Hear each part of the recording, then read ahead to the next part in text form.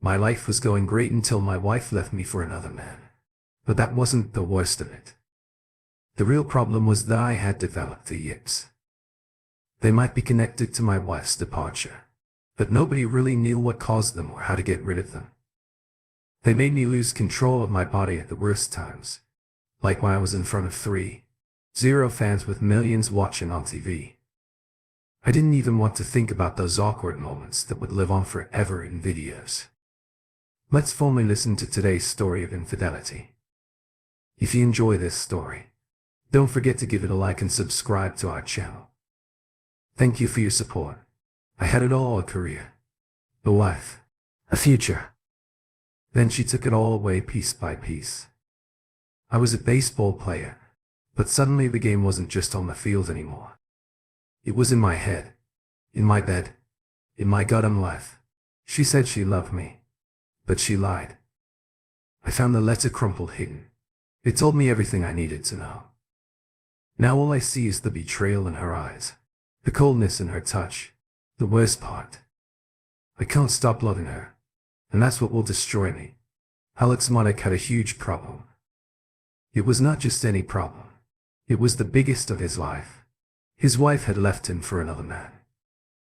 But that was not the main issue. The real problem was that he had. This happened when I was in the first or second year of junior high school. I think I was about 13 years old. I grew up in the countryside. Alex thought the yips might be connected to his wife's leaving, but nobody really knew what caused them or how to get rid of them. The yips made him lose control of his body at the worst times, right when he needed to perform best, like when he was in front of 3-0 fans and millions watching on TV. He didn't want to even think about those awkward moments that would live on forever in videos. Alex Monik was a baseball player. He was very good at it. If you saw him dressed casually, you might think he was just an average guy, like a mechanic or a plumber. He was 5'10" and weighed 185 pounds. He had a strong grip and a fit body, like many other guys his age, but few had the quick reflexes and skills needed to catch a flying baseball or scoop up a bouncing ball and throw it accurately. Even if someone had those amazing skills, they still had to swing a bat at a small ball while standing still as it flew toward them. Not only did they have to hit it, but they had to hit it well enough to get past or above 8 other guys trying to catch it. And they had to do this over and over, day after day, while dealing with tiredness from traveling fans and many other demands. And then to make things worse, his wife left him. Alex never thought life was something he deserved without effort. He knew he had been lucky. He had no serious health problems, great eyesight and parents who cared for him and supported his interests. Growing up in Hondo, Texas, Alex played baseball whenever he could find an empty field. He joined games with anyone around, enjoying friendly matches and making friends. Every day he practiced hitting, fielding and throwing. These experiences helped many American baseball players, and Alex felt he could also make it big. When he earned a scholarship to the University of Texas at Austin, a famous school for baseball talent, he knew his dreams were closer when he got a call from his future coach in college. He faced much tougher competition than he had in high school. The players there were better, and he had to relearn parts of the game. Luckily, he had a great coaching staff who helped him switch from shortstop to second base, a position many players overlooked. Good things seemed to come his way. One of those good things was Emily Watson. Eileen told me you read to the preschool group yesterday. Mrs. L.E.L. said, enjoying the nice weather in early June. Alex nodded as he ate his cod. Yes, ma'am. When they heard I'd played for the Cavaliers, they all came to sit with me. Mrs. L.E.L. smiled bright. He noticed she liked it. When he called her ma'am, he started to soften his accent a bit, sounding more polite, almost like someone from a different place. The L.E.L. twins, Clara and Sarah, looked alike with short blonde hair and blue eyes. They seemed to enjoy his attempts to fit in a younger sister. Sophia was a junior in school with long blonde hair and big turquoise eyes that Alex found captivating. What did you read to them? Sophia asked. Oh, I read about a mouse and a cookie and a dragon with tacos, fun stuff like that. Sophia laughed. Those are my favorites. Can you read to me too? I still enjoy bedtime stories. Sophia. Her mother said, giving her a stern look. You're making Mr. Monic uncomfortable. Sophia rolled her eyes playfully. Don't mind her. Clara added. She's at that stage where she likes to tease any guy around. Alex paused. Were they teasing him, girls? Mrs. L said it will be a long summer if you bother Alex. Sarah asked Alex. Are we bothering you? He shook his head. Not at all. I have two brothers. This is nice for a change. Well, Clara smiled. Here you have for sisters. That reminds me. Mrs. L said the pool service will be here tomorrow. She looked at Alex. We usually open the pool sooner, but spring has been cool. Slash with my husband away on a trip. I didn't think I needed to get things ready. He will be flying back from Madrid in the morning. Is Ava coming back with him? Sophia asked. Mrs. L smiled at Alex. You'll finally meet your last sister. Eva has been working at Ashton's company and studying for the bar exam. She works really hard, just like her dad. Hey, Sarah said, pretending to be upset. What are we, chopped liver in February? Baseball practice in Austin is often chilly, so players wear long sleeves and sometimes in a cap to keep warm. Alex was taking some swings on a cool Monday afternoon when the head coach walked onto the field to watch good swings. Monic, the coach said, now try this bat. Alex stepped out of the batting cage. The coach held a bat against his thigh and lifted it. For Alex, it was a wooden war stick bat, third eye furrow long and third eye furrow heavy. It had a natural color on the barrel, a black handle and a gold ring marking the middle. Alex held it with both hands as if it were something really special. He smiled at his coach. The special news was that he had been invited to play in the Cape Cod League. Alex had only ever played with metal bats. Every youth program he joined Little League. High school and college used metal bats. They were cheaper because, unlike wooden bats, they didn't break easily. Metal bats had a larger sweet spot and helped the ball go faster and farther. The sound of the bat hitting the ball was a common part of Alex's life. But professional players used wooden bats. They wanted to see how players did with wood before drafting them. Switching from metal to wood wasn't always easy. Some players picked up bad habits because metal bats were forgiving. Wooden bats didn't cover up mistakes. If you didn't hit the ball correctly, a wooden bat might break without sending the ball far, only letting it roll harmlessly on the grass. That would be an easy out for the other team.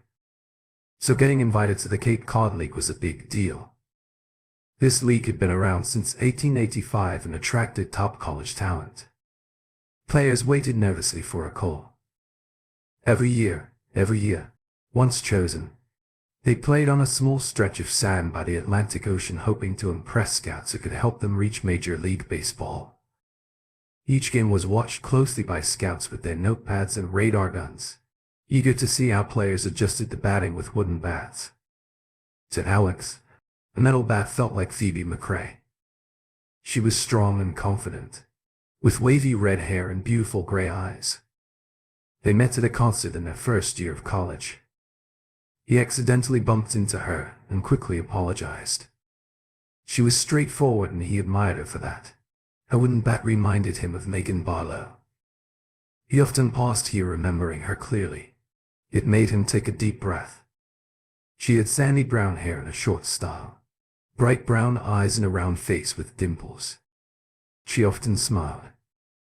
When she looked at him with her warm gaze and smiling face, he felt weak and confused in a good way. Being with Megan was a refreshing experience.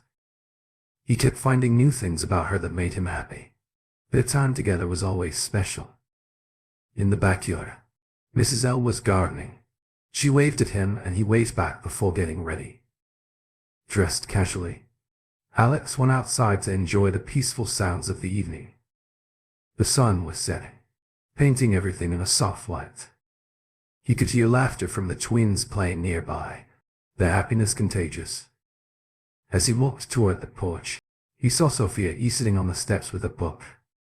She looked up, smiled and waved for him to join her. They sat together quietly, sharing stories about their lives and dreams. A sense of friendship was growing between them, filled with shared interests and laughter. The evening continued with light chatter and playful jokes. They talked about their favorite books and movies, finding common ground in their love for stories. The atmosphere felt relaxed, creating a welcome sense of belonging. Soon the stars started to sparkle in the night sky, bringing a magical feel to the peaceful scene. They continued to share stories wrapped in the warmth of their new friendship. It was a simple evening, but one filled with hope for new beginnings. Mrs. L was swimming laps in the pool while the three sisters enjoyed the sunshine. Nearby, Clara was lying on her stomach. Alex reached out and turned up the cold water. He was floating on a big silly pink flamingo. When the sliding door opened and someone came out onto the deck, the sun made it hard for him to see who it was. Through his sunglasses, Mrs. L shouted, rushing to hug the newcomer. Alex paddled to the side and got off the floating bird. He stood and walked over to the fourth sister. Ava looked different from her sisters at first. Alex thought maybe the mother had been married before. Ava was as tall as he was, with short red hair and bright blue eyes. That looked at him with distrust. "Alex Monig," he said nicely. "Nice to meet you." She stared at his outstretched hand and then turned away, talking to her mother. "Dad is bringing in his bag." Then she went back inside the house, leaving Alex feeling embarrassed. His cheeks got warm. He couldn't remember the last time he felt so awkward. Mrs. L shrugged and went after her daughter into the house. The twins exchanged looks. What made her act like that? Sarah wondered. Sophia gave Alex a strange look, as if she was wise beyond her years. He questioned what was going on with this family. Later he met Mr. L at the dinner table and the mystery of the family became clear. Charles Elio was tall. He had a wide nose that looked just like his oldest daughter's, and his thinning white hair had a little bit of red left in it. "So Alex, how does the team look so far?" he asked. "It's too early to tell much, Mr. Elio." Alex replied, "One win and one loss. We're all new to each other, so we need to work on things like working together and making plays. Baseball is what it is, you throw the ball. Sophia said, you catch the ball. You hit the ball. Sometimes you win. Sometimes you lose. Sometimes it rains. That's my go." Mr. L laughed and Alex. "Please call me Charles or Ash if you like." Alex nodded. This meant he also needed to call Mrs. L Air. He wondered how she would feel about being called Lillian. Mrs. L stood up to get more rolls. "It's nice to have a ball player with us again. We had to skip our tradition last summer." Alex noticed the same look on Bree's face as she quickly glanced at Ava, who was focused on her chicken. "What happened?" Alex asked carefully. "Friends happened." Mr. L replied, "I had a lot of work to do in Paris, so we moved there for 2 months. There was no baseball there at all, and by the time we returned we were all missing." It was the best summer of his life. The sun shined brightly and cool winds blew from the ocean. It wasn't scorching hot like a Texas summer. When it rained at night. He played baseball every day. He missed his parents and brothers, but he liked his new sisters well. 3 of them. Mel came and went from Boston, and he was glad when she wasn't around, since she treated him differently. But her parents were wonderful.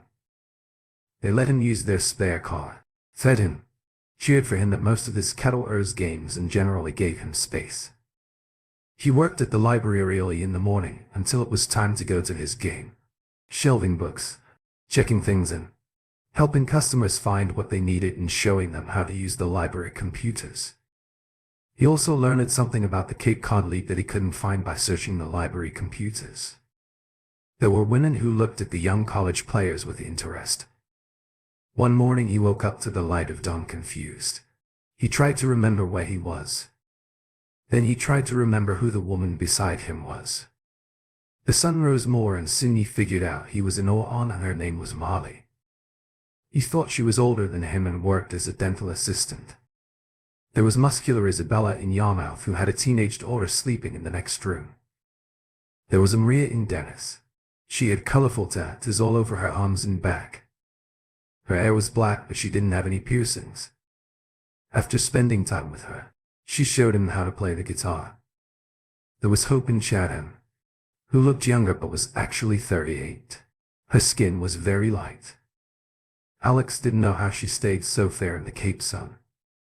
There were others, some once and some more than once. In July he answered his phone when a number he didn't know called.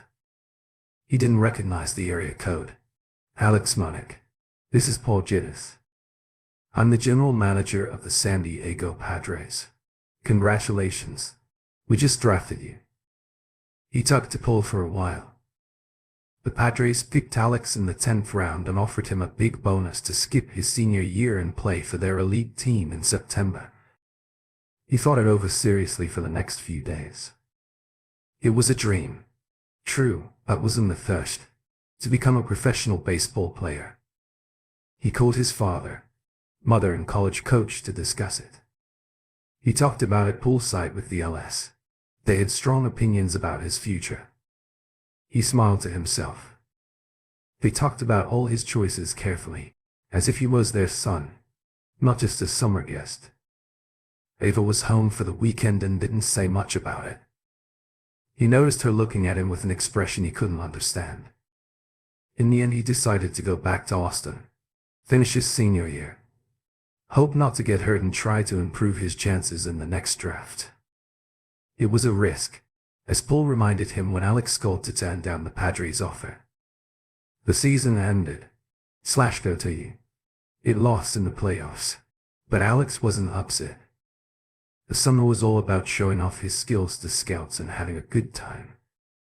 He had a batting average of .325 and didn't make many mistakes on the field. After nearly every game, a few scouts wanted to talk to him. After games, someone often asked him for an autograph or a ride home. The LS threw a goodbye party for the Cavaliers. The caterer brought in grills and smokers.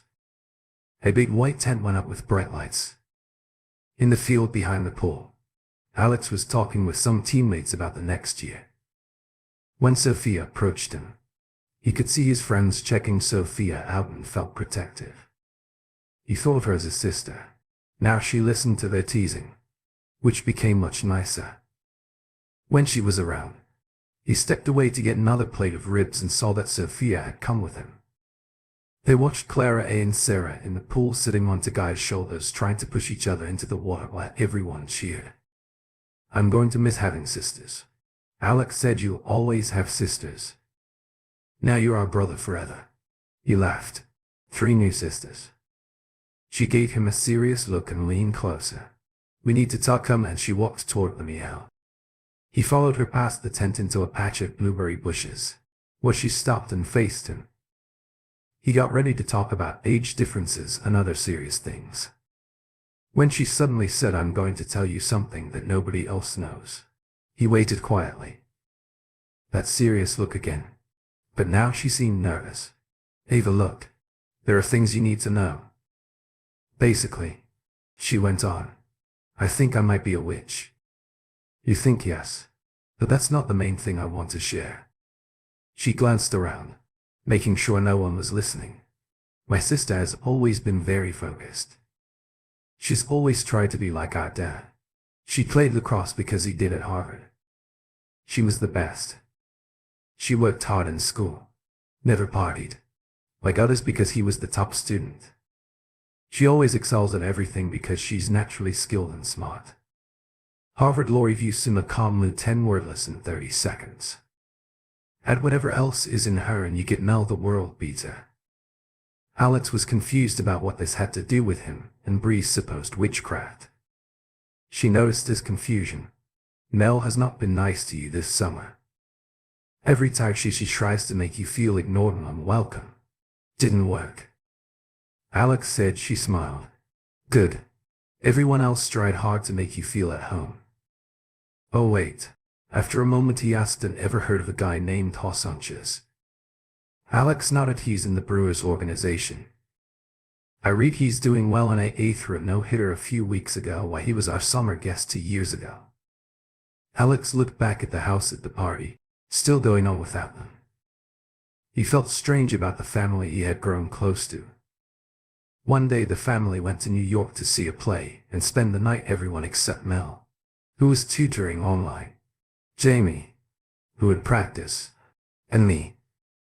I was at a friend's house that week.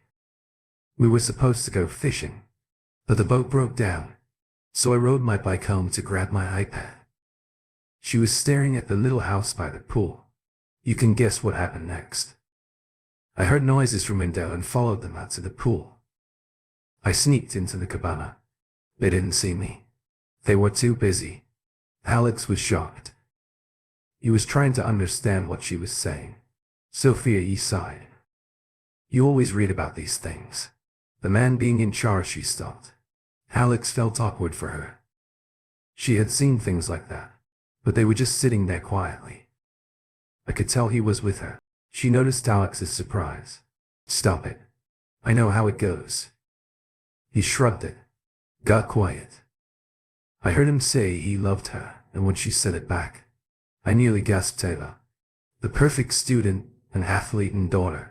Especially the perfect daughter. It's only known for a couple of months that she loved him with all her heart and wanted to be with him forever. Alex exhaled, puffing his cheeks. He could see why. That would be surprising. Did they catch you?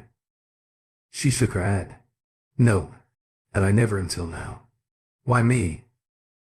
I don't know which instinct. He smiled at me. I don't know how much more happened between them. But after the season he went back home to Florida. 2 days later, Mel drove down to see him. She paused in silence. She looked sad. Look him up. Ryan pulled out his phone and searched the name. He found some pictures. Sophia came close to see, pointing at one. He tapped on it, and the screen filled with an image of Jamie Sanchez holding a young girl. A young boy was next to him, and they were smiling with a blonde woman. Son is 5. Happily married. Oh, said Alex. Yeah. I didn't want you to leave us thinking brother Mel was never mad at you. On the plane back to Austin, Alex remembered the last time he had spoken to A before the farewell party. He had been in the kitchen sipping iced tea, watching Sarah, Clara and Sophia playing badminton, without caring about the rules. Ava came in quietly and surprised him when she said sharply, "Don't get any ideas." He turned to face her. "The only ideas I have are completely brotherly. What's the problem?" She looked a little confused for a moment. Alex had never spoken to her like that before. "They're good kids," he went on. "What are you worried about?" Ava put on her angry face again. "Hey, Alex," interrupted her. "I get it. You don't want your fancy family to mix with mine. Of course. What do you even have to offer? Let's be real. Alex said I won't be going to Harvard Law." He said Harvard Law in a way that made it sound like he didn't care. "But your degree in communications is great." She copied his mocking tone. When she said communications, Alex almost smiled. He always thought she was clever. Now he wondered if she was also smart. "I actually studied classical languages. I focused on ancient Greek." No way. Alex, used to this kind of reaction, then recited about 20 lines of Homer mixing in English. As he went, "The translation is mine," he said playfully. "Copyright me." Her face didn't change. He also quoted some Cicero in Latin and added a few Aramaic sayings for fun. Ava looked sick. She stared at him for a moment, then ran away. He thought she might throw up. What was that about? He should have said yes to Paul Gantes. He should have been happy with that draft spot, taken the small bonus and left Austin behind. He should have done a lot of things, but didn't. That's how he met Emily Watson. He was living off campus in a nice apartment building with 3 other teammates. The place was amazing. On the first day of classes, there was a big party in the common area. Alex was chatting with people when he saw a young woman clinging to 2 football players, laughing and talking. She had black hair curled tightly around her head, big green eyes and a warm smile. Her nose had a little upturn, making her look cheerful. She was pretty, but not like the overly polished girls on campus. There was something about her that caught Alex's attention. He couldn't explain it. Later you would think about how friendly she was, how she giggled and how smart she seemed. It was an instant connection, he knew. Connections like that could be dangerous. Years later he would remember the need to be careful in love. He thought it would be smart to hire a private investigator to check out any future partners his kids might find. But even with investigations, hidden flaws can still go unnoticed. Baseball players have been cheating with cork bats for ages. It's easy. But against the rules, they drill a hole in the bat, fill it with cork, pack it in and uncover it up to hide the change. People think a cork bat hits the ball harder, making it go further. It seems logical. The problem is it isn't true. How far the ball goes depends on bat speed, weight and how the ball bounces.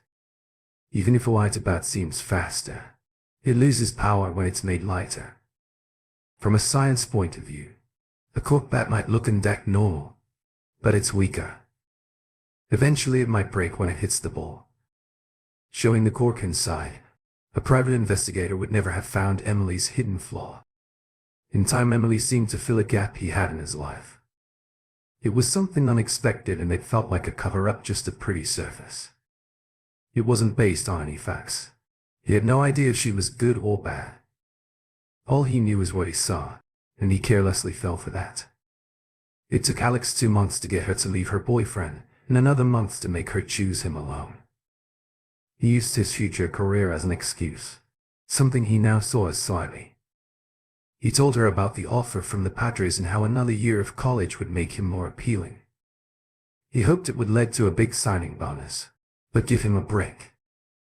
He was 21 and he was completely taken by Emily Watson. The studio looked like many others. The blonde interviewer was just another face in online. Sometimes they wanted to interview the athlete alone, sometimes with their partner. Today they wanted both Emily and Alex Mike, and it was happening at Channel 5 News Sports Weather. They sat in small flimsy chairs with the Red Sox logo on them.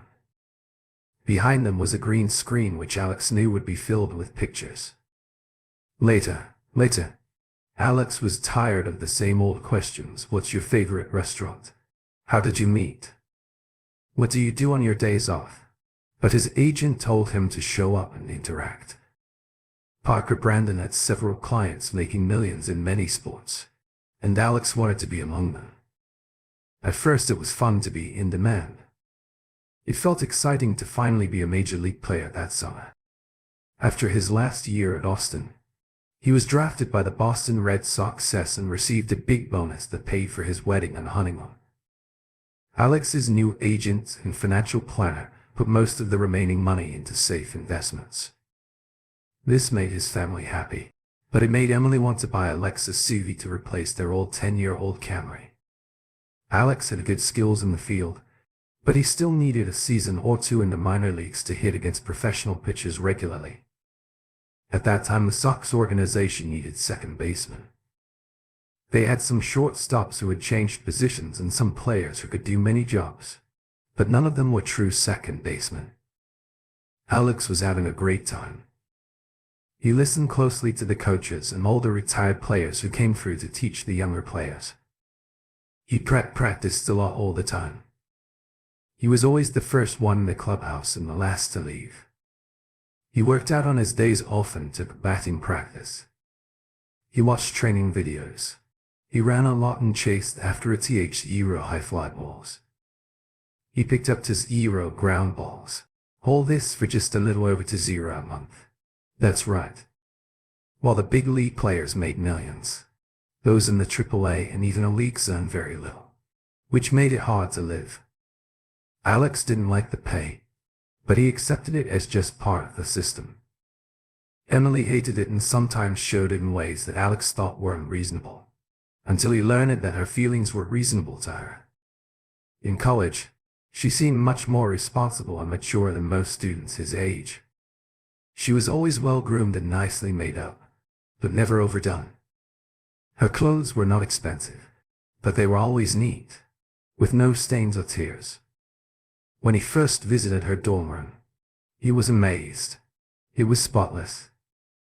There were no clothes on the floor or even dust under the bed. He had never met anyone like her.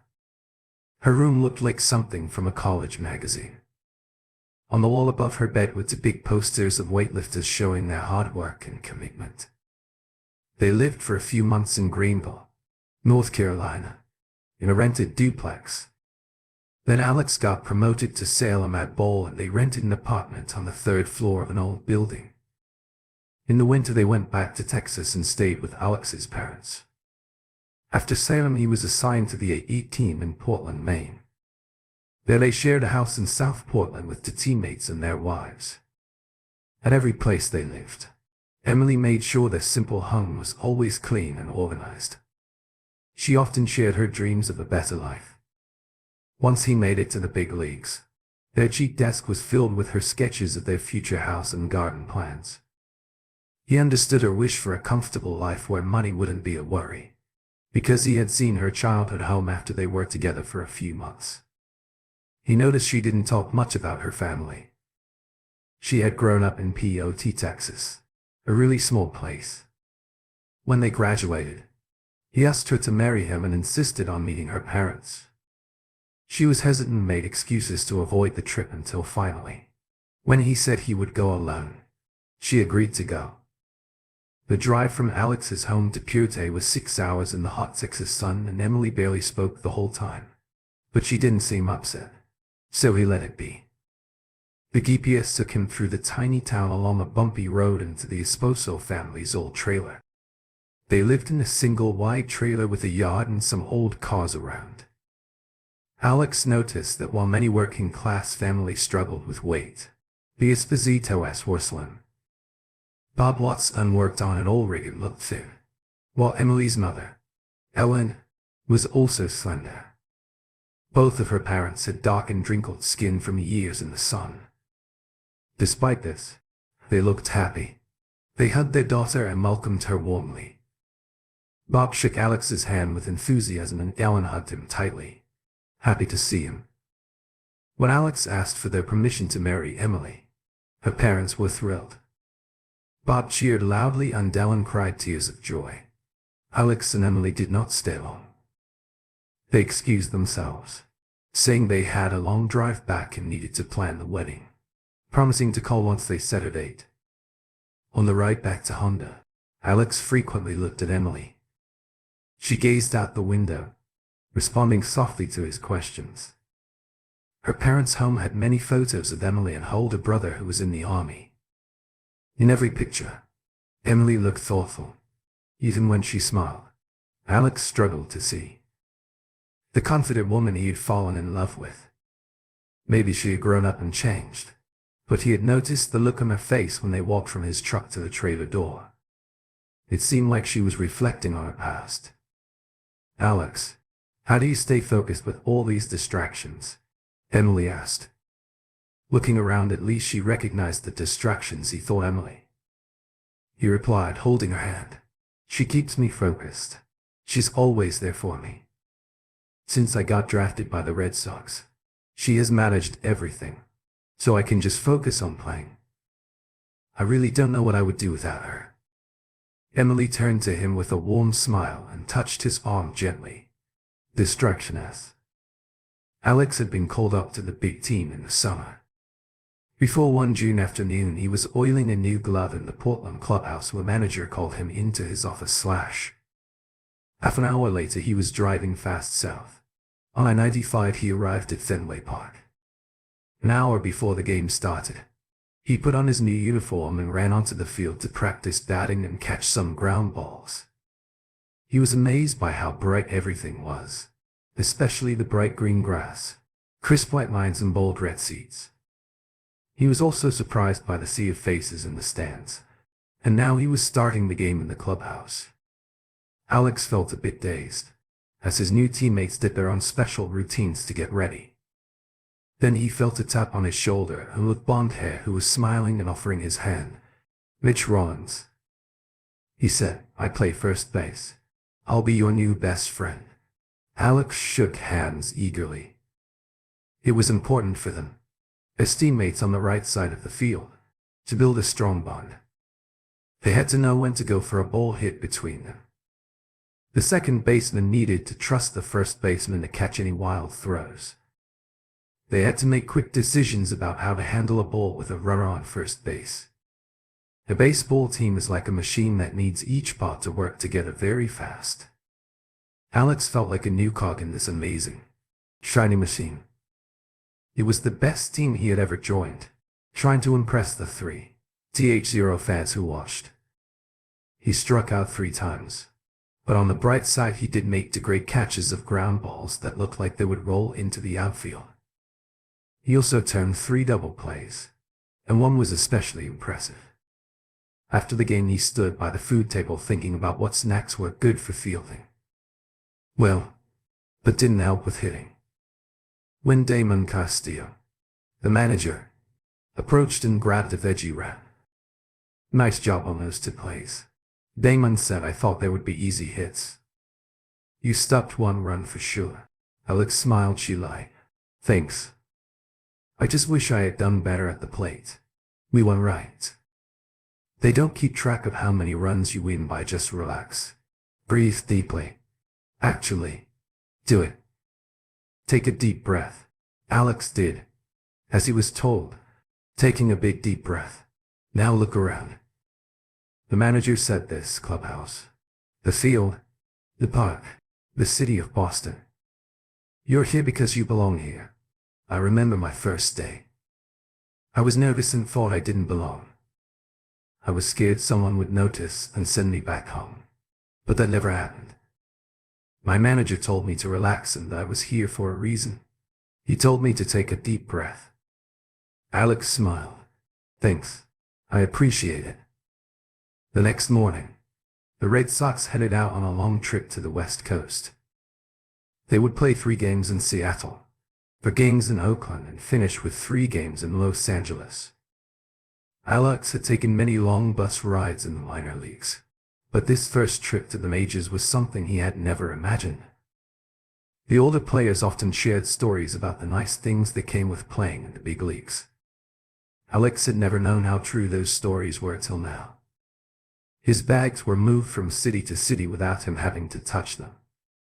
The team used to jet and all the seats were first class. The meals were fancy and the hotels were really nice and close to the ballpark. Alex even had his own room.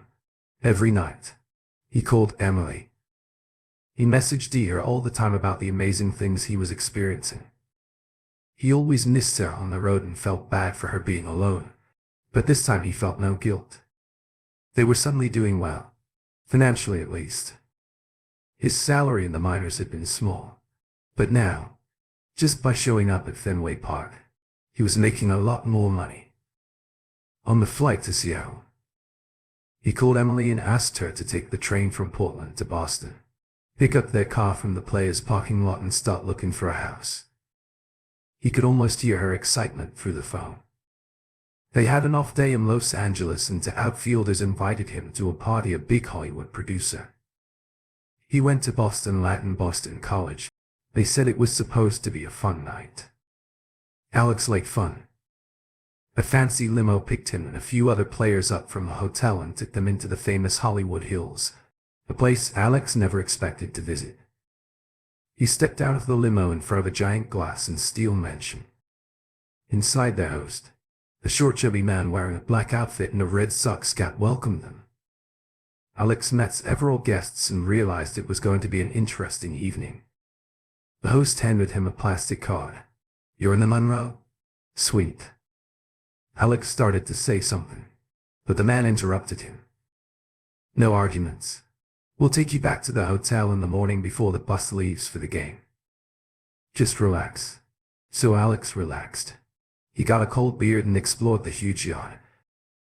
There was an arcade with real games, a billiard room with 4 tables, a pinball room, and even a bowling alley. Outside by the pool there was a sauna, a hot tub big enough for a small boat. He saw tennis courts, a basketball court, and a batting cage. He took pictures to send to Emily. Soon he realized he was alone. His teammates and the women had disappeared. He didn't think they would be playing pinball.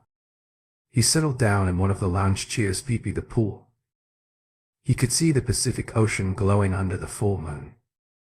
The lights at Los Angeles sparkled below Slash. It was a long journey from Hondo, Texas. All because he could play baseball well enough to make people want to pay to watch him. He finished his beer and thought about having one more before calling it a night, when he heard a voice ask, "What room are we in?" Startled, he almost tipped over his chair. He had been lost in his thoughts in the beautiful scenery. The girl sat down next to him, and if he hadn't moved his legs quickly, she would have bumped right into him. This seemed to let her down a bit. She was the smallest of all the women he had seen earlier. When he first saw her, he felt someone had brought their younger sister. She was maybe 5 feet tall, even with her high heels, had long brown hair, a round face, and a warm smile. "I am Harper." Yes, I remember she smiled at him, and Alex thought her smile was really nice. "And you're Alex?" He nodded. "So what room are we in?" Alex felt a bit annoyed. He had been having a nice, quiet time. She looked puzzled. "Don't you want to?" Alex stared into her eyes. "Want to what? To be together?" "Look, Harper, do you have your—" What she looked worried. "You're a driver's license. I hope you are old enough to drive now." She looked upset. "Okay." She reached into a small pocket, surprising Alex, who didn't think her skirt had enough room for one, and handed it to him. "Sharon. And Moeller," he said. "H. Did you change your name? We don't use our real names." She replied, sounding annoyed. "Always said to pick a name." That sounded nicer. And Harper is nicer than Sharon. She rolled her eyes. Instead of just saying duh, he thought about her and did the math. Well, at least you are legal. Unless it's fake." "Really? Why do you care?" She sat up straight. "Nobody else cared. There's a regular thing for you." Her cheeks flushed. He thought she might get angry, but it was just embarrassment. "How many times have you been Always Entertainment?" "This is the 3rd time," she said, quietly looking down. "Are you?" Her head shot up. "No, if that's what you're thinking. I'm a production assistant at Max Pictures. So what's the draw? Is it that thrilling?" She thought for a moment, and then laughed. Her laugh was brightened for a second. Alex wanted to hear her laugh like that all night. "Not really," she said with a sigh. "The first we're just okay, and tonight I get you." "Sorry. I'm married." "So are." They didn't even take off their rings. "Why should they?" "Alex said you're a sure thing." He paused. "They weren't here for your fun." She looked out at the city and didn't answer. "You really know how to ruin a KN." She finally said, "Yeah." He said, "So why me? Am I just the last one left?" She shrugged. "You saw them." "I sure did. I couldn't miss them. Quite a group. But if I got to pick, I would pick you." She showed both a frown and a smile at the same time. "Why, there's no comparison." "That's not true." "Are you friends with those other girls?" "Yeah. Not very well, but they're all actresses." She looked at him. "How did you know?" "They were checking to see how I thought they looked." "You looked at me to see how I looked?" "Oh, you want my advice, Miss Moeller?" She laughed. "No, but you're going to give it to me anyway." "That's right. I can't believe I'm turning into my dad." "Look, this isn't the best way to get noticed, if that's what you want." "Isn't that what everyone in Hollywood wants?" She shrugged. "You know how many paws there are in this town. Ollie said I could stand out by networking." "No offense to him." Alex said, "Wait. Actually, forget him." He's just a boy trying to impress baseball players. It doesn't cost him much, but for food and drinks she laughed again. Alex wanted to make her laugh all night long, so tell her to forget you the next time he calls. Find someone who will respect you both as a person and for your skills. They looked at each other. Dad nodded off. Alex said she bit her lip. Tell me about your wife. And he did. They talked and played games like pinball and pool. There was even a skee ball machine where she managed to beat him to out of 3 times, jumping up and down and shouting with joy. He gave her the key to the Monroe suite. She waved goodbye as he dropped her off at the door. In another life, Alex thought he called a ride-share to the hotel and got back around to the next morning. He felt dead tired and the 4 guys who stayed the night at OLI's place looked worn out too. Alex, feeling exhausted, still performed well, scoring 3 out of 5 at-bats, with debris, including the winning hit. After the game he was out of energy, but inside he felt great. Emily found them a house with the help of a real estate agent in a nice area south of Boston, which turned out to be in Rhode Island. At first, Alex was unsure about moving to another state, but when he saw the house he was hooked. It was a 2-story 4-bedroom home with a 3-car garage, set in a quiet neighborhood. There was a big shared clubhouse with a heated pool, hot tubs, tennis courts, a soccer field and volleyball. It was the simpler version of Oi's fancy place plus. It was only 40 minutes from Fenway. For Alex, who was used to long distances in Texas, that felt like just down the street. On the day they got the keys, Alex carried Emily over the threshold, gently set her down on the living room floor and lay down next to her. He wrapped his arms around her, and she suddenly started to cry. "What's wrong, babe?" he asked softly. "Oh, Alex, you have given me everything I ever wanted." "I love you very much," she said. Alex wanted to make her feel better. He wrapped his arms around her tightly while she shared her feelings. They fell asleep for a bit. Then Emily poked him awake. "For bedrooms means 3 are empty," she said, rubbing her eyes. "Each baby will have their own room. Are we really going to use them all? How will we make that happen? Just like this, one step at a time." He replied adjustments were key in baseball. Alex knew his first year with the Sox had gone well enough that people talked about him as a contender for Rookie of the Year, but he didn't take it too seriously. He ended the season with a .311 batting average and a .983 fielding average, appearing on ESPN for his amazing catches and quick plays. But he accepted that he didn't hit any home runs and didn't play a flashy position. The speedy center fielder with 45 home runs would likely get the award, or the pitcher with 16 wins.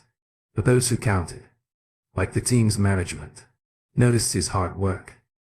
Still, there were many players who started strong but couldn't keep it going. The dreaded sophomore slump was real. By your second year in the league, others learned your strengths and weaknesses in a way they hadn't before. A batter who once crushed high fastballs found more low pitches or outside sliders aimed at him. If he couldn't adjust his swing, change his thinking and his expectations, his performance would drop. His confidence might fade. With the help of coaches and team psychologists, it could turn into a never-ending cycle. Often the promising rookie would never find his rhythm again, moving between the main team and minor leagues, getting traded, released or ignored. Alex had a natural advantage. He was never satisfied. He spent hours practicing not just with pitches he could hit well, but also with those he struggled with. He tried many ways to become a better hitter. This way of thinking helped him in his relationships too. Megan Barlow, he still remembered her fondly. Alex's dad had an old pickup truck with a camper shell and a bench seat. He liked driving it. When he took Megan out, they would go to the movies, then find a quiet spot by the river, surrounded by trees, where they would talk, and they truly talked. Years later he woke up crying from a dream in the dream. He was with Megan again, sitting in the old truck and talking about books. They weren't kissing or touching, But Alex woke up feeling a deep longing in that dark room. He realized her intelligence had captivated him. He felt so much because she was incredibly smart. Tears filled his eyes again. He wished he could talk to her just one more time to say goodbye in that beat-up old Ford. She would always sit close to him. He would wrap his arm around her. On their first date, they shared a sweet moment. And on their second, they grew even closer. By their third date, they stepped out of the cab. He helped her into the back of the truck like a knight from a story. He blew up the mattress. While she giggled nervously, they lay next to each other, realizing how close they had become. It thrilled Alex and made him a bit nervous, but he could see in Megan's eyes that she felt the same way. That was one reason he loved her. She was so much like him. They both understood that their relationship was becoming stronger. The bond between them was clear, and they knew how important it was to take things slow and respect each other's feelings. The following week, as they lay close together again, things felt exciting but also more comfortable. Their connection had grown and they understood each other's emotions better. Megan's eyes sparkled with affection. She wrapped her arms around Alex tightly, but their focus stayed on the bond they were building. They shared a soft kiss, feeling happy together. It was a beautiful moment, filled with kindness and respect. Megan was never shy about her feelings. Whenever Alex tried something new, she would watch him with her big, trusting brown eyes. Their relationship was about understanding each other, appreciating each other's feelings and taking their time. They spent long evenings making each other feel good, allowing one another to relax, sharing playful touches, then building up excitement again. One day Megan was brave enough to walk into a small town pharmacy. She placed a small package on the counter. Her mother had helped her stay safe, and Megan and Alex found many ways to be close, but the simplest, softest way was always their favorite. They could take their time, share secrets, and look into each other's eyes to show their love. Her love and her Sophia GHT smile made Alex feel happy inside. One night he would remember forever. They had shared a special moment together, and he told her how beautiful she was. A bit later he sat next to her and gently rubbed her back.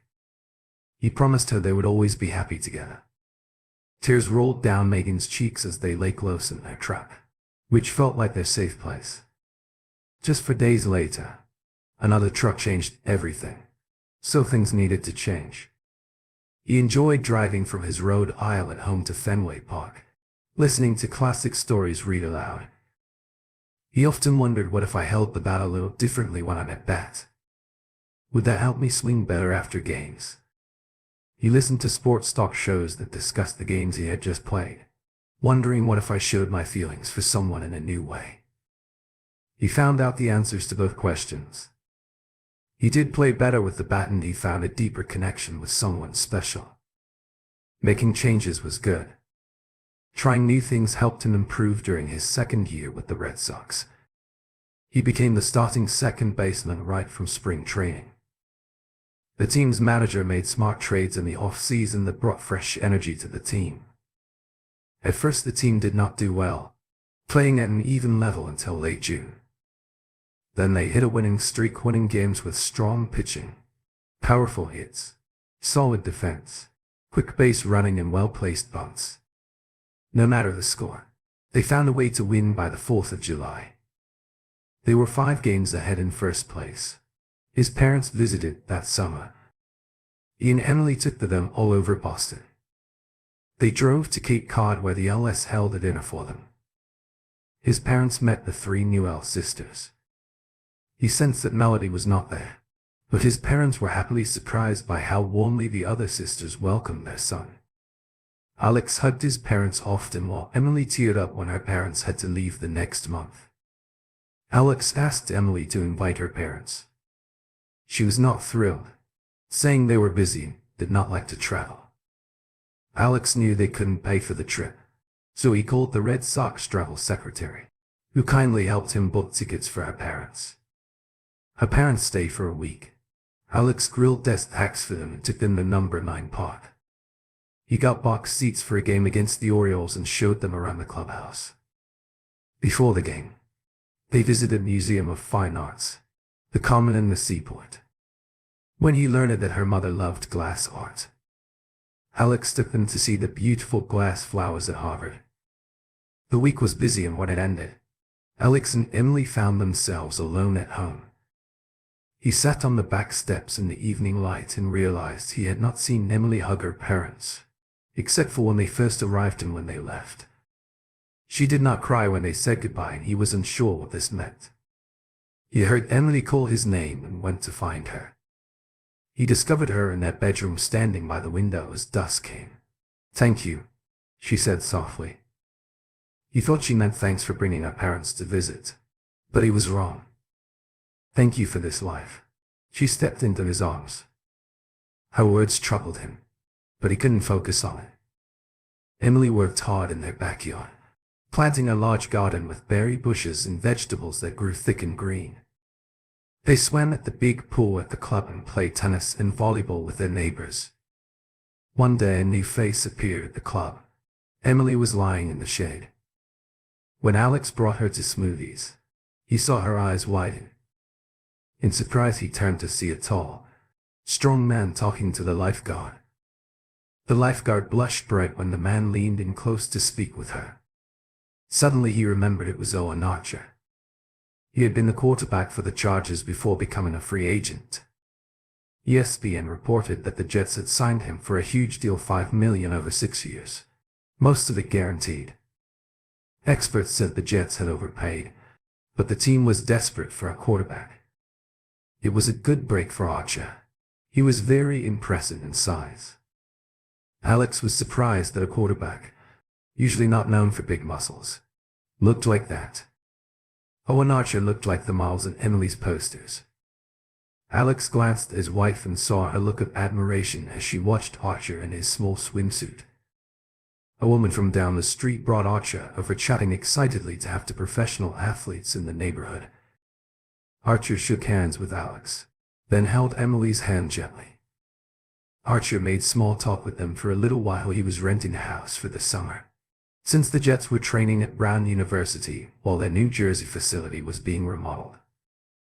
After a few minutes, he left for a workout, shaking hands with Alex again and saying goodbye to Emily. Later that night, Alex lay next to Emily. "Do you wish I had big muscles?" he asked. Suddenly Emily laughed. "Is that what you're worried about? Do you wish I had bigger breasts?" "No," he replied. "I love yours and I love your muscles, dear. But you can't say you never look at someone else and think about it." Alex thought that was fair, but it didn't make him feel better. A week later, the team, the Red Sox, played a doubleheader in Toronto. In the first game, Alex hit a great triple, helping the team win by 4 runs. Between the games, he took a shower, had a chicken salad sandwich, drank ginger ale and joined his teammates as they sang "My Show" on A loudly in the clubhouse. He laughed as the guys sang over the sound of the shower. He felt truly happy. This was his dream come true. He was a professional baseball player. He had a nice home and a loving wife. Things could only go down from here. In the bottom of the 5th inning, the Jays had a runner on first and 1 out. Alex saw his catcher signaling for fastballs that would make the ball bounce. With 2 strikes and 1 ball, the batter swung at a pitch he couldn't hit well. The ball bounced toward shortstop and Alex ran to the bag. The shortstop picked the ball and tossed it too. Alex got the ball in his glove as he stepped on second base, then turned to throw to first. But the runner was faster than he expected and slid to break up the play.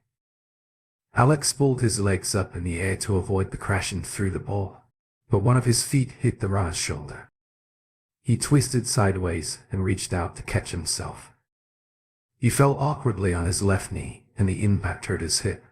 He felt a sharp pain. His shortstop, thinking he just fell, congratulated him and tried to help him up.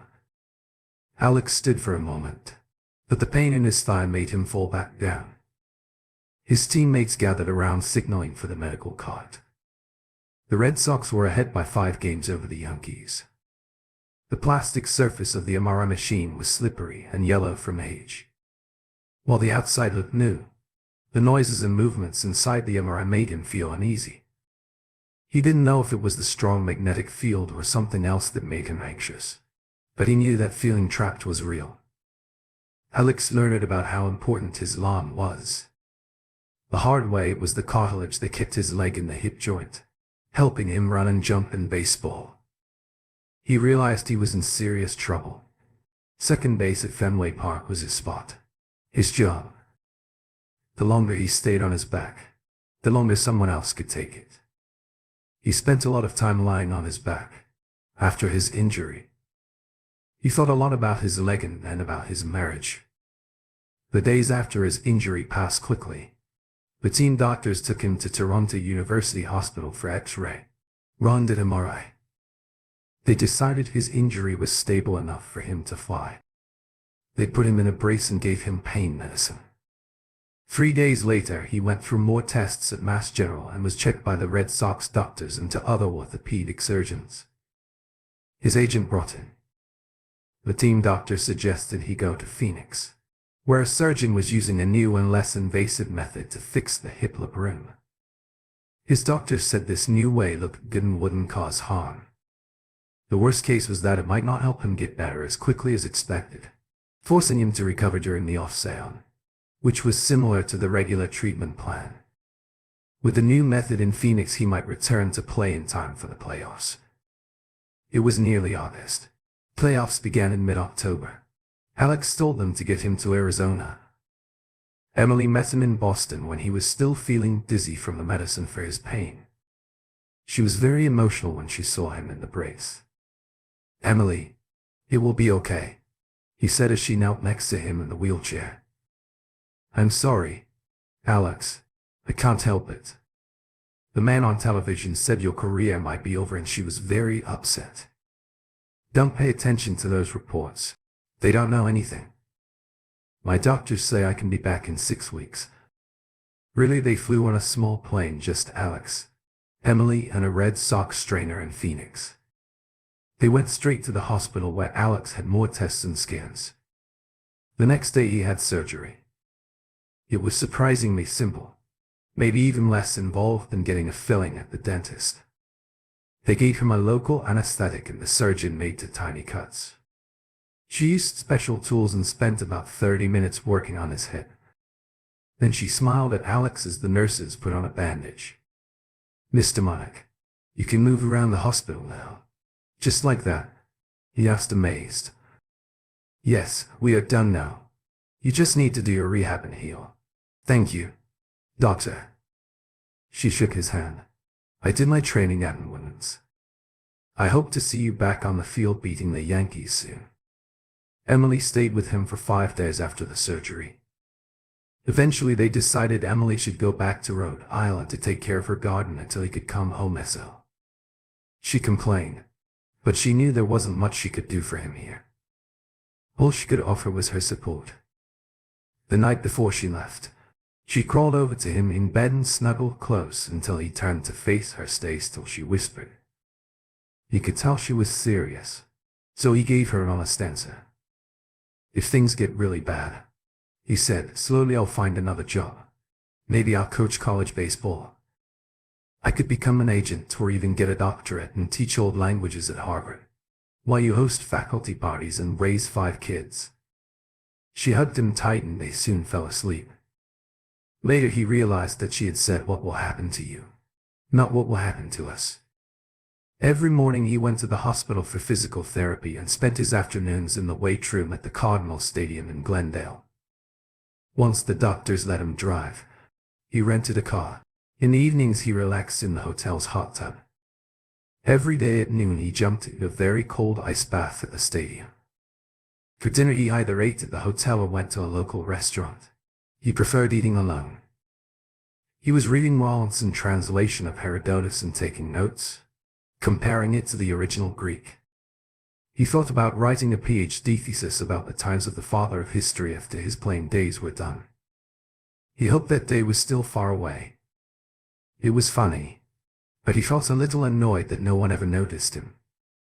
No one came up to ask for an autograph or talk about his past games. He wasn't sure if he wanted to be famous anyway, but he didn't get to choose. He texted Emily almost every hour. She sent him photos of their garden and new curtains. They chatted by video every night. After a week, they talked less often. Alex didn't worry.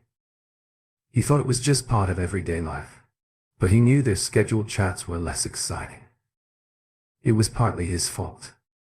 The tech guy from the Red Sox sent him links to game videos from different angles. Each game would last about 3 hours but was captured in 24 hours of video. Alex spent time watching the footage while lifting weights. He even did sit-ups while watching or sat on the toilet and watched. Yes, he was obsessed. Yes, he was a perfectionist. But it was more than that. When he watched the games, he could picture himself playing. He was not sitting on the toilet. He was on the field, making decisions with each pitch. His body would move without him thinking about it. This practice sharpened his baseball skills. One morning he suddenly remembered he hadn't talked to his wife at all the day before. Feeling guilty, he called her right away. As it rang, he wondered why she hadn't called him. No answer. He left a long message. "Emily, I love you so much," he said into the silence. Later he was at the Cardinals facility using the leg press. The linebackers were in the room doing their workouts. Alex liked these guys and their friendly joking. They were impressed to have a professional baseball player with them, which made him smile. These football players were very tall and strong, built like tanks. They made a living by hitting others at high speeds. Yet they admired Alex for hitting a small baseball with a bat, probably because they all knew how tough that was. Every kid dreams of being a pro baseball player at some point. Suddenly the sight of those strong guys reminded him of Emily's posters. His phone buzzed. He didn't recognize the number. He walked outside and sat on a metal folding chair in the shade, still sweaty from the gym. "Hello, Sophia," she gasped and then giggled. "How did you know?" "I just got a new line." "Just a guess." "No, my brother. You have a gift." What? He laughed. "Warlock sense." "Yeah, sure. How are you?" "It's not about me," she said seriously. "You need me." "Do I?" "How do you know which sense?" "It's a feeling like sandpaper touching you. Sounds interesting." "Don't tease my power, Alex." "Okay, little sister. But how do you know who to call when you feel that witch sense?" she replied. "And my witch sense tells me you're in trouble." "What do you need?" He explained his hip issue, his therapy and his workouts. "No, that's not it," she said. "How's Emily?" He told her about their trip to Arizona, their hotel stay and her return to Rhode Island. And she pressed and he sighed. "I was just thinking about her and felt like I was sitting on sandpaper. I love how you lie." She laughed. "But trust your warlock instincts." "I don't know what to do." "I trust Emily. I wouldn't have married her if I didn't." Bree's voice became serious again. "There's trust. And then there's trust. Give me the codes to your alarm system. Why? Because we need to make your home safer with more cameras, ones you can watch online for your safety." "Who's going to do this?" "The MIT Coven." "Of course," the way he said, "the Coven. We work in secret. We have professors with real power. We even let in the Harvard witches." Alex chuckled. "Why would they want to help me?" "Because," she said with a smile, "you're one of us now." Alex realized that by questioning his wife he had crossed the line. He could never go back to fully trusting her. But once he had that thought, there was no way to forget it. He had to find the truth. If he was wrong, he could accept that, but not knowing would be too hard for him. He thought, "Damn, she has never given me a reason to doubt her." But still he had an uneasy feeling. Alex spoke with Emily for an hour. That night he shared how he had started taking easy practice hits with his trainer, how much weight he was lifting and why he had been eating. She told him about visiting the children's hospital with other wives of Red Sox players. She talked about playing tennis at the clubhouse and helping Nolan plant a vegetable garden. When Alex snapped his mouth shut, "a garden? Oh yes. Emily replied. His nutritionist told him to eat more fresh vegetables, so he asked me to help him plant one. For the rest of the conversation, Alex was careful not to blame her for anything. It all sounded innocent. She told him she loved him, but paused. Here it comes. Alex thought, but he was wrong. I need you to come home, sweetie, she said, and he could hear her starting to sniffle. I need you, please come home. Alex assured her it wouldn't be long. He finally hung up, feeling confused. Sophia texted him. She said the work at his house was done and provided the link and passwords to access the footage from his home. He quickly went online to check the files. He felt overwhelmed. The group had installed many sound cameras in every room and all around the yard. He stayed up far too late watching the videos and listening carefully. When Archer appeared in the living room footage, Alex swore it almost through his laptop, but he took a deep breath and pushed himself to keep watching. Finally, at 3 a.m., he got up from his chair and started pacing the bedroom footage. Emily was alone, going to bed at a normal time every night. The living room videos showed nothing strange. Sometimes Archer would sit on the couch next to Emily and turn on ESPN. He never touched her or said anything out of line in the 2 days of footage. The only things that bothered Alex were Archer's comments about Alex's injury. The guy seemed sorry for him, but he said things like, "That's a tough injury. I hope he gets better. He'll need help. I know some guys who had that injury. Some came back then." He said, "Can we plant kill when I come back? I have to be in New York tomorrow for some commercials. Can you believe they're paying me so much just to act like I use their company?" There was also a video of them working together in Emily's garden. Alex leaned back in his chair. That guy was getting way too close to his wife. But what could he say to her? That he was upset because her new friend was helping her. That he felt bothered. Her friend was so nice about his injury that he was annoyed about how much money this guy was making just for being himself. Alex felt troubled. Those all sounded like losing battles. He hated complaining and people who won't mind. He decided to keep telling her he loved her and focus on his rehab. He wanted to go home and show her his love in every way possible, making sure she felt valued and cared for. One thing he saw on the tapes really bothered him, but he couldn't say why. He noticed Emily walking around the house late at night, sometimes 2 or 3 times. The flat video reminded him how beautiful his wife truly was. She seemed more radiant, her face more defined. Her face had always been lovely. This woman he loved wandered in the dark looking worried, then went back to bed. What was going on? Hit it harder. The kid nodded. He was a senior on the high school team whose field Alex was using. His brother stood on first base. The kid struck the ball and it flew right at Alex. He caught it easily and threw it back. Hit it harder. Try to get it by me. The kid nodded again, threw the ball in the air and swung hard. This time the ball shot. AC crossed the ground just out of Alex's reach. So the kid thought he had never seen a real pro up close until this afternoon. He watched in awe as Alex took 2 quick steps to the side and jumped. He flew parallel to the ground, his left arm stretched, glove open. He caught the ball just above a low bounce, landed, jumped up, turned and threw the ball to the first baseman. The brother squealed and moved out of the way as the ball zoomed into the dugout. "Great job," Alex called. He rested his hand on his hip. "No pain at all. Again, hit it harder. I'll give you $20 every time you get it by me." "Huh," Alex hoped. "Squat." Alex squatted knee to chest. Alex pulled his knee up to his chest. "Pain." Alex shook his head. "Would you tell me if there was?" Alex shook his head again. The doctor sighed. "Athletes." "Okay. I'll clear you to return." Alex hopped again, then grabbed his cell and texted Emily, "Pick me up at Logan. I'll tell you more later. Rehab in Worcester starts in 2 days. Love you." 15 minutes after joining the Red Sox team in Worcester, Alex began to see the real purpose of rehab stints.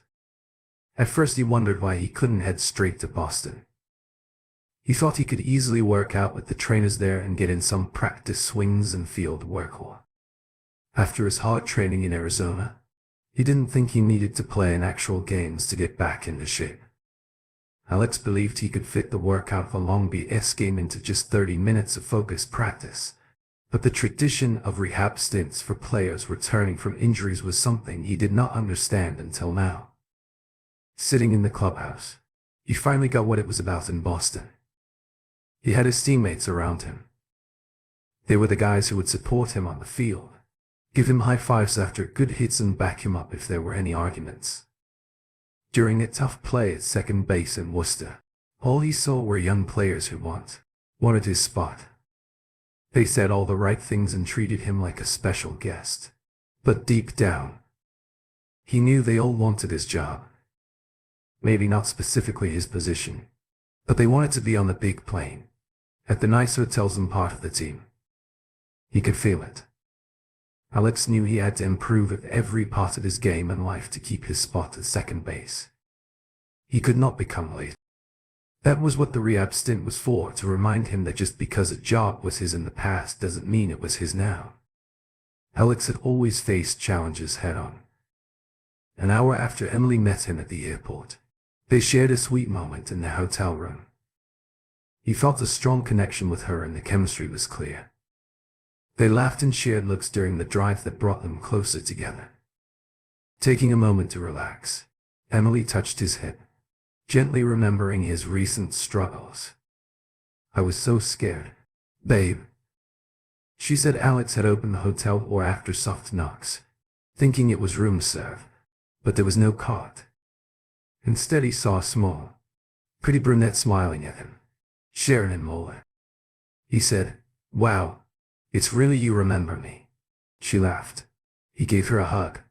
"I never forget a face." She stepped back and lightly touched his arm. He noticed a shiny diamond and ring on her finger. "Kevin is a policeman homicide detective," she said. Ryan looked past her into the empty hallway. She chuckled. "Relax. I came alone." Then she realized how that sounded.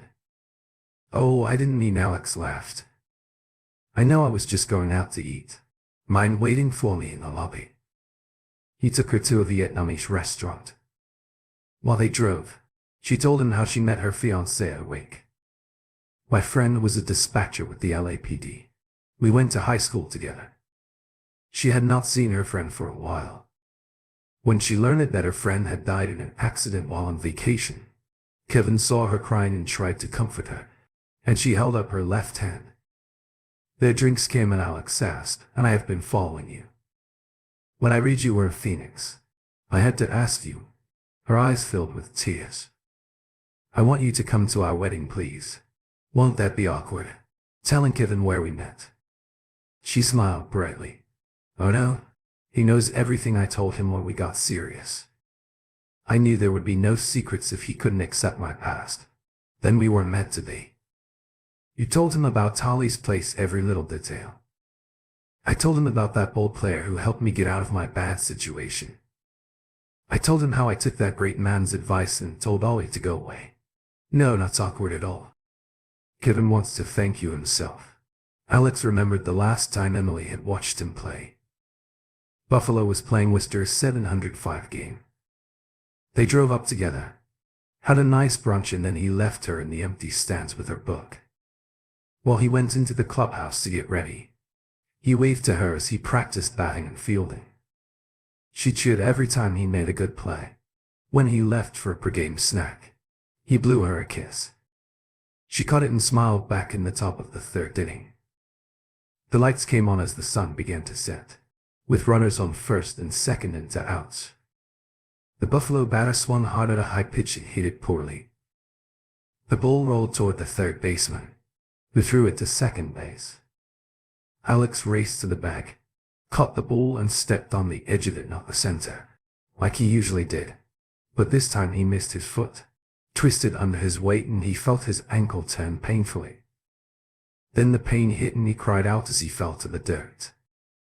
His shout of pain silenced the small crowd, many of whom knew he had been hurt before and were hoping to see him back with the Boston team.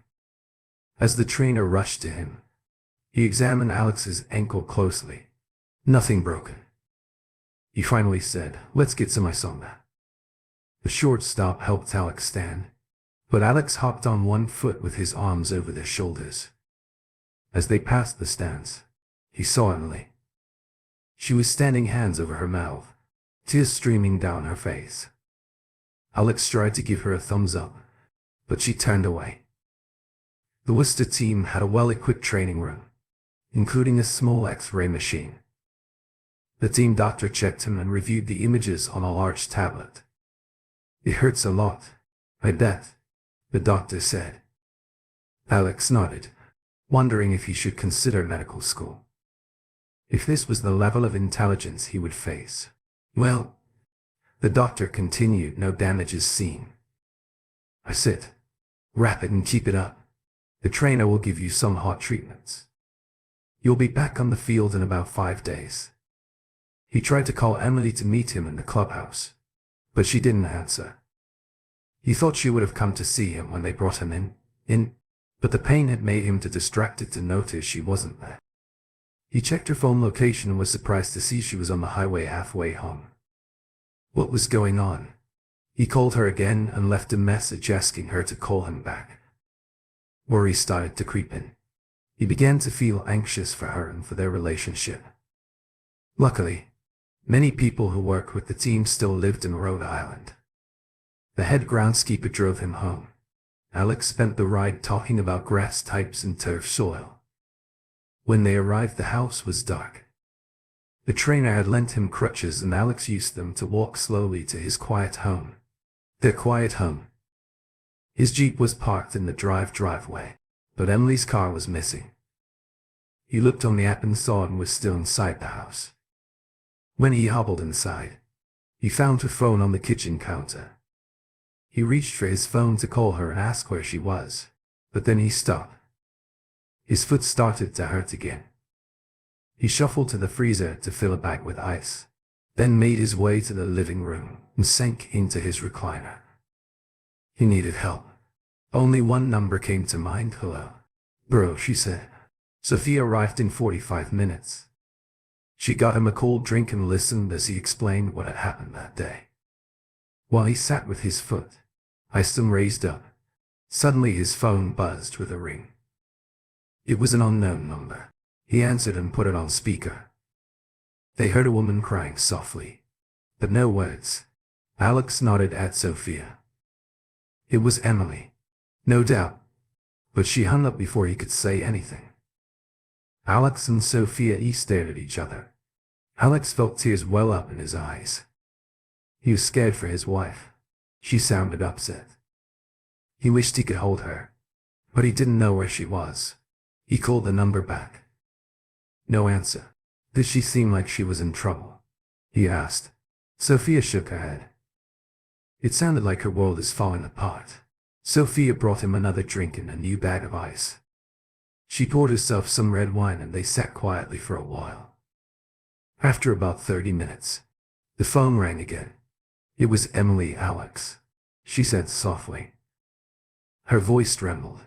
"I'm so sorry. I can't live with the fear anymore." There was a sound like crumpling paper in the background. Owen asked me to go to New Jersey with him. Her voice broke, but she pulled herself together. "I'm sorry. I'm okay. Don't worry about me." She gasped and they heard a deep voice in the background before the call ended. "What the heck, Sophia?" he said. What was she reading? Does any of this make sense? Alex looked out the window into the dim light of the moon.